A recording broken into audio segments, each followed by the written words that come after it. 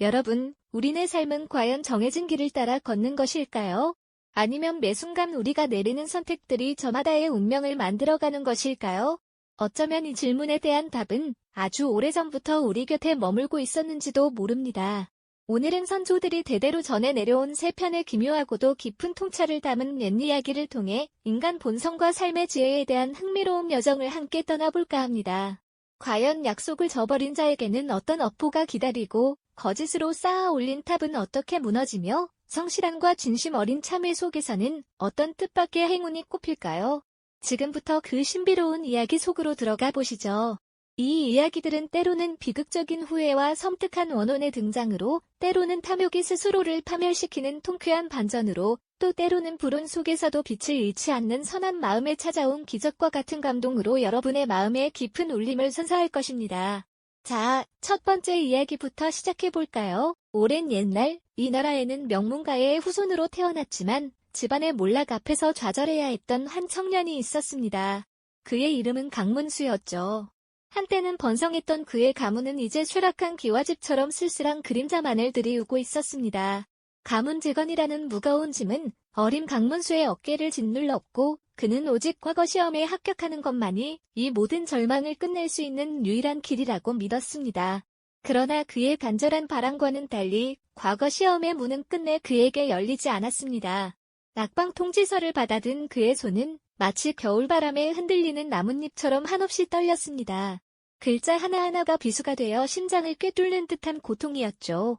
어머니의 근심 가득한 얼굴을 마주할 용기조차 없었던 그는 그저 그 모든 현실에서 도망치고 싶었습니다. 어머니의 걱정 어린 뒷모습을 차마 돌아보지 못하고 강문수는 정처 없이 남쪽으로 발걸음을 옮겼습니다. 낡은 갓은 그의 초라한 행색을 더욱 도드라지게 했고, 먼지 쌓인 도포 자락은 그의 불안한 마음처럼 위태롭게 나부꼈습니다. 그의 발길이 닿는 곳마다 절망과 고독이 그림자처럼 따라붙었죠.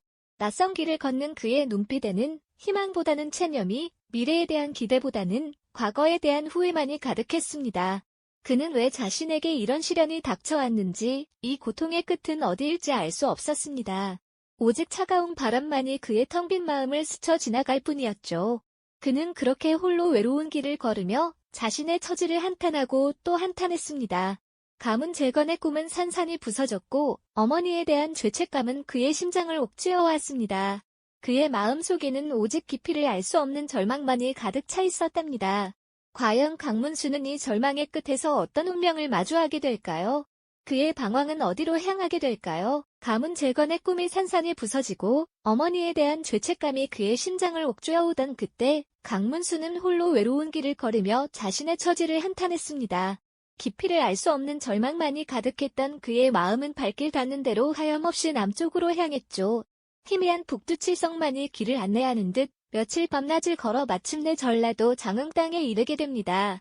그곳에서도 그의 마음은 여전히 먹구름 가득한 하늘 같았지만 잠시라도 지친 몸을 누일 곳을 찾으려 애썼습니다. 그러던 어느 날 하늘은 그의 애달픈 심정을 아는지 모르는지 갑작스레 먹구름을 토해내며 쇠찬비를 뿌리기 시작했습니다. 천둥번개가 요란하게 울리고 굵은 빗줄기가 대지를 때리며 온 세상을 집어삼킬 듯 쏟아져 내렸습니다. 강문수는 허둥지둥 비를 피할 곳을 찾아 주변을 두리번거렸죠. 멀지 않은 곳에 불빛 하나가 희미하게 새어나오는 허름한 초가집이 눈에 들어왔습니다. 마치 길 잃은 나그네를 기다린다는 듯 고요히 서 있는 집이었죠. 그는 지푸라기라도 잡는 심정으로 그 초가집 문을 두드렸습니다. 조심스러운 목소리에 낡은 나무 문이 수르륵 열리고 단아한 여인이 조용히 모습을 드러냈습니다. 그녀는 바로 젊은 나이에 남편을 잃고 홀로 살아가던 과부 채은화였습니다. 비에 젖은 채 초라한 행색을 한 강문수를 본 채은화는 놀란 듯했지만 이내 온화한 미소를 지으며 안으로 들어오라 권했습니다. 그녀의 눈빛은 깊은 연민과 따뜻한 정으로 가득했죠. 낯선 이에게도 스스럼 없이 온기를 내어주는 그녀의 모습에서 강문수는 오랜만에 인간적인 온정을 느낄 수 있었습니다. 따스하게 타오르는 화로 옆에 앉아 젖은 도포 자락을 말리며 강문수는 자신도 모르게 가슴속에 묻어두었던 이야기들을 털어놓기 시작했습니다.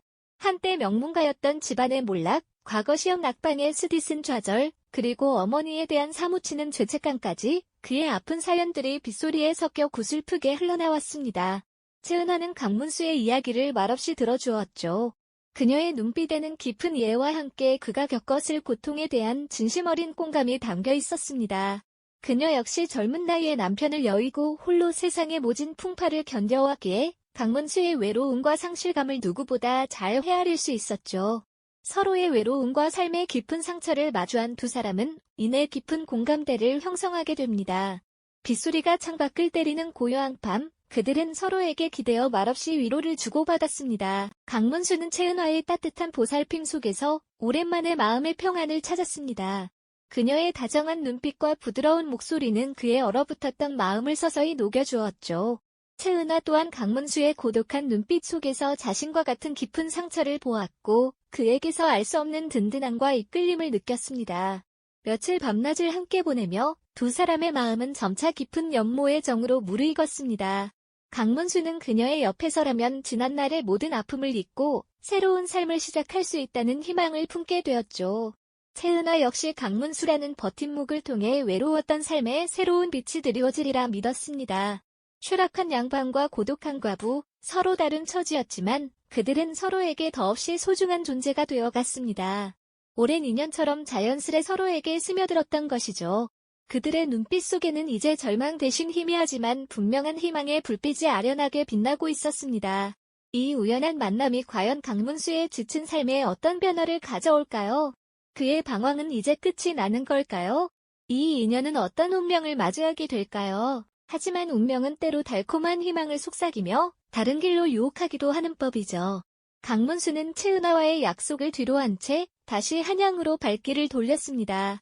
그는 반드시 과거에 급제하여 가문을 일으켜 세우고 채은화를 다시 찾아 행복한 가정을 꾸리겠다는 굳은 다짐을 했으니까요.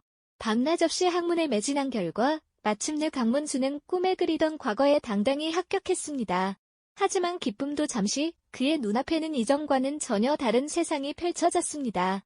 명문가의 사위가 되어 부귀영화를 누릴 기회가 찾아온 것이죠. 추락한 집안을 일으켜 세우고 싶다는 욕망과 화려한 삶에 대한 유혹은 장흥의 허름한 초가집에서 나누었던 애틋한 약속을 점차 희미하게 만들었습니다. 그는 결국 채은화와의 약속을 저버리고 부유한 권문세가의 딸과 혼인하기로 결정하고 말았죠. 새로운 삶의 시작이라 믿었던 강문수의 선택은 그러나 돌이킬 수 없는 비극의 씨앗이 되고 말았습니다. 멀리 장흥에서 강문수의 소식을 들은 채은화는 청천벽력 같은 소식에 그만 깊은 시름에 잠겼고 결국 얼마 지나지 않아 세상을 떠나고 말았습니다. 이루지 못한 사랑의 한과 배신감은 그녀의 영혼을 깊은 나락으로 밀어넣었고 원한을 품은 채 그녀의 넋은 푸른 비늘이 번뜩이는 거대한 뱀으로 변해 강문수를 찾아 나섰습니다. 어느 날 밤 호화로운 저택에서 잠들어 있던 강문수는 으스스한 한기에 잠에서 깨어났습니다. 그의 침상 머리맡에는 섬뜩한 기운을 내뿜는 푸른 뱀 한 마리가 또아리를 틀고 앉아 있었죠. 뱀의 눈은 마치 채은화의 슬픔과 분노를 담은 듯 강문수를 꿰뚫어보는 듯했습니다. 뱀은 그의 귓가에 잊었던 약속을 속삭였고 강문수는 비로소 자신이 저지른 엄청난 죄를 깨달았습니다. 두려움과 함께 밀려오는 죄책감은 강문수를 옥죄었고 그는 그 자리에서 비통한 눈물을 흘리며 지난날의 잘못을 뼈저리게 후회했습니다. 푸른 뱀은 강문수의 참회를 확인한 듯 이내 후련히 사라졌지만 그날 이후 강문수의 삶은 이전과는 완전히 달라졌습니다. 그는 더 이상 부귀영화를 좇지 않았고 속세의 모든 것을 버린 채 평생을 속죄하며 살았습니다. 강문수의 이야기는 잊힌 약속이 얼마나 큰 업보로 돌아올 수 있는지 그리고 진심 어린 참회가 얼마나 중요한지를 우리에게 가르쳐주는 듯합니다. 이제 우리는 또 다른 이야기 속으로 들어가 볼까요? 옛날 어느 마을에 이석출이라는 부지런한 사람이 살고 있었습니다. 그는 넉넉하지는 못했지만 성실하게 농사를 지으며 작은 행복을 꾸려나가고 있었죠. 그에게는 눈에 넣어도 아프지 않을 금쪽 같은 딸, 옥란이가 있었습니다. 하지만 어느 날, 옥란이가 갑자기 병에 걸려 사경을 헤매게 되었습니다. 이석출은 딸의 병을 고치기 위해 백방으로 애썼지만 가난한 형편의 치료비는 감당할 수 없는 큰 부담이었죠. 절망에 빠진 이석출의 귀에 한 가지 소문이 들려왔습니다. 마을의 큰 부자이자 소문난 탐욕가인 박재길이 돈놀이로 꽤 많은 돈을 벌었다는 이야기였습니다. 이석출은 지푸라기라도 잡는 심정으로 박재길의 집을 찾아갔습니다. 박재길은 겉으로는 인자한 척 이석출을 맞이했지만 그의 속내는 온통 탐욕으로 가득 차 있었습니다. 이석출의 사정을 들은 박재길은 묘한 미소를 지으며 제안을 건넸습니다. 자네 딸을 살리려면 큰 돈이 필요할 텐데 내가 그 돈을 빌려주겠네. 대신 자네 논밭을 담보로 삼아 증서를 하나 써야 할 걸세. 박재길이 내민 증서는 복잡한 한자와 알 수 없는 조항들로 가득 차 있어 글을 잘 모르는 이석출로서는 내용을 제대로 이해하기 어려웠습니다. 하지만 딸을 살려야 한다는 절박함에 눈이 먼 이석출은 박재길의 말을 믿고 아무런 의심 없이 증서에 서명을 하고 말았습니다. 박재길의 얼굴에는 만족스러운 미소가 번졌습니다. 그는 이제 이석출의 모든 것을 손에 넣을 수 있다는 생각에 희열을 느꼈을 겁니다. 이석출은 딸을 살릴 수 있다는 희망에 부풀어 박재길의 집을 나섰지만 그는 알지 못했습니다. 자신이 탐욕스러운 덫에 걸려들었다는 사실을 말이죠. 이석출은 과연 이 탐욕스러운 덫에서 벗어날 수 있을까요? 딸을 살려야 한다는 간절한 소망 하나로 모든 것을 걸었던 그의 앞날에는 또 어떤 시련이 기다리고 있을까? 이석출은 차가운 밤 공기를 가르며 박재길의 집을 나섰습니다. 딸을 살릴 수 있다는 희망에 들떠 있었지만 그의 마음 한편에는 왠지 모를 불안감이 그림자처럼 드리워져 있었죠.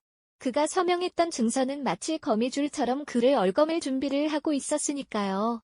잠시 후 박재길의 사악한 본색이 드러나면서 이석출은 자신이 얼마나 큰 함정에 빠졌는지 깨닫게 됩니다.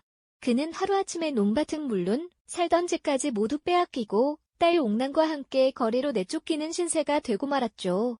망연자실한 이석출은 도저히 이 상황을 받아들일 수 없었습니다. 딸을 살리려던 간절한 마음이 도리어 자신과 딸을 나락으로 떨어뜨린 셈이었으니까요. 모든 것을 잃고 절망에 빠진 이석출은 억울함을 호소할 곳을 찾아 헤매다 마을의 지혜로운 훈장님을 찾아가게 됩니다. 훈장님은 이석출의 이야기를 듣고 증서를 유심히 살펴보셨죠.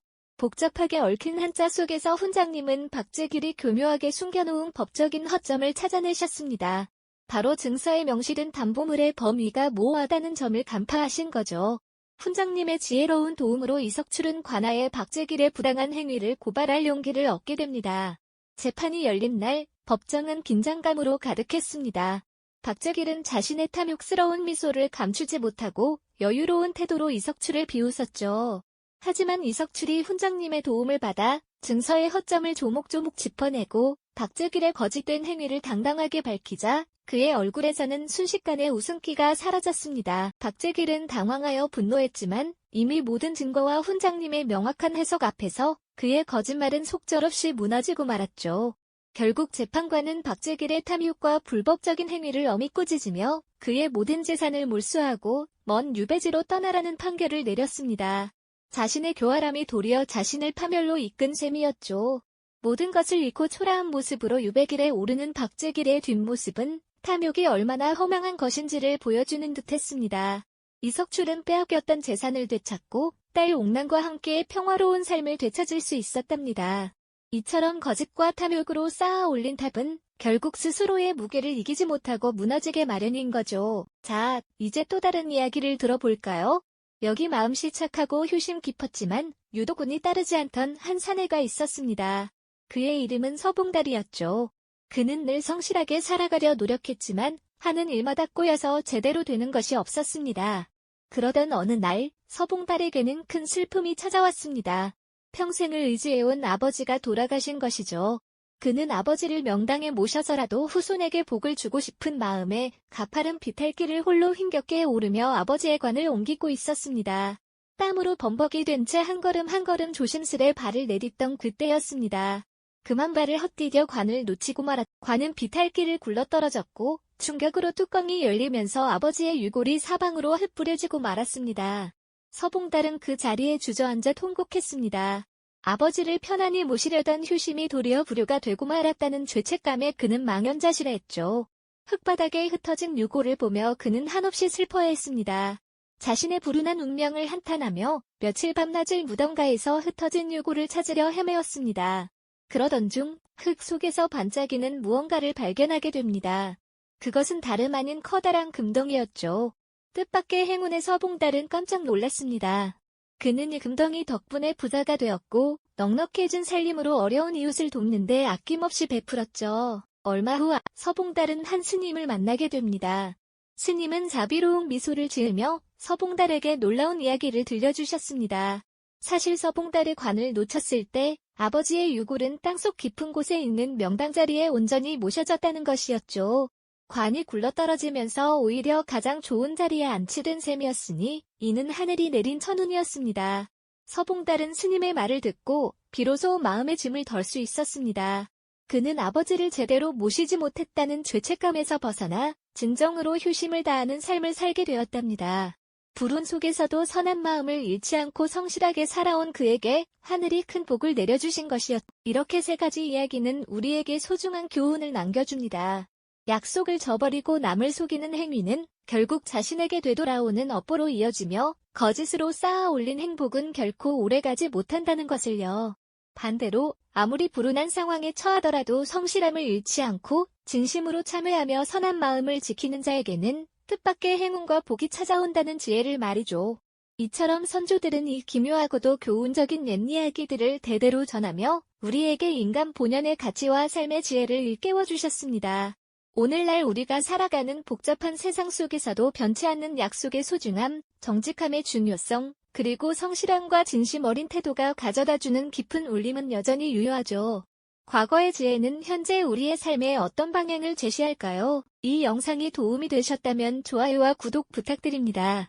여러분의 응원이 제게 큰 힘이 됩니다.